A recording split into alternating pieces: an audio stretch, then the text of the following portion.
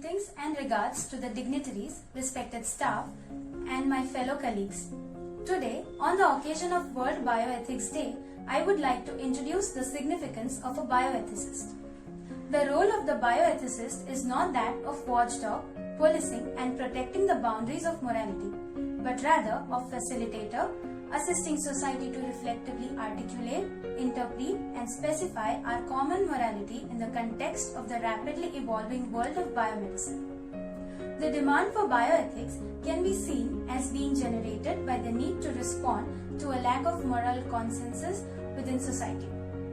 Bioethics is frequently described as a branch of practical ethics or applied philosophy. The theme for this year's celebration will be Respect for Cultural Diversity. To me, cultural diversity means merging different cultures, introducing good aspects of your culture to others, but also accepting the positives of a new culture. The principles of bioethics are informed consent, patient's comfort, non-maleficence, confidentiality, autonomy, beneficence, dissipation of knowledge. We, the students of MGM Institute of Physiotherapy, would like to showcase these principles in the form of series of acts. So, the first principle is informed consent.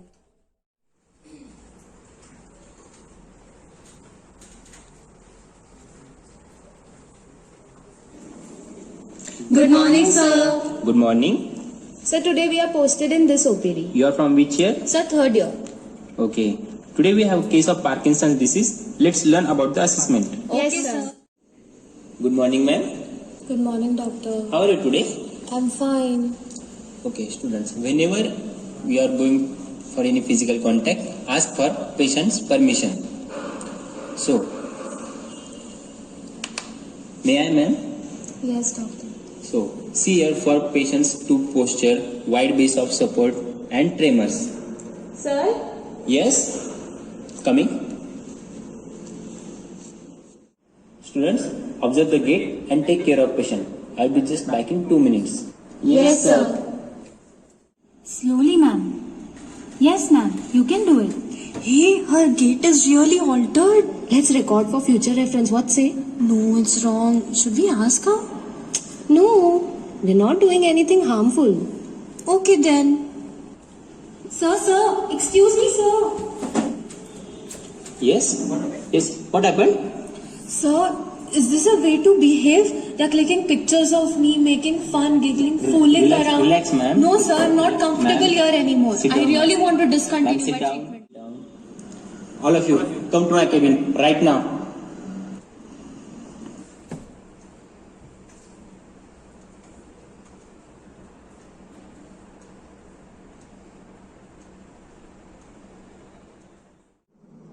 What did you exactly do with that patient? So we just took a video for future reference, sir. And did you ask for a permission? Sorry, sir. No, sir. Sorry, sir. What if I click your pictures without asking you? Don't you think it's a breach of privacy? Here, we understand that consent is of utmost importance when it comes to our patient and his comfort. Never ever ever forget to ask for his permission before any physical contact or clicking pictures or videos. The second principle is patient's comfort. Good morning, students. Today, I want to discuss a very important ethical issue with you. Whenever a male therapist is in a cabin with a female patient, make sure you have a female therapist with you as well, and vice versa.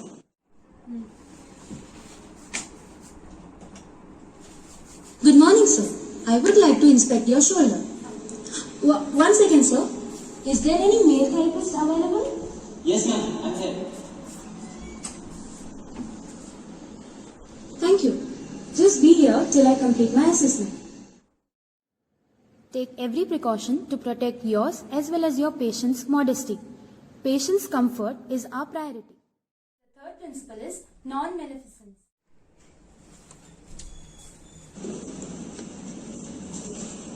Yes? Sir, he's suffering from severe back pain. Please treat him as soon as possible, sir. Okay, lie down. Please expose your back and lie down on your stomach. You are comfortable, right? Please tell me whenever you feel pain. Here, is it paining? Okay, here? No. Okay, sit. So what has happened? What is the condition? Ma'am, his pain is not related to musculoskeletal issue. His pain is related to gastrointestinal issue. So what do we do now?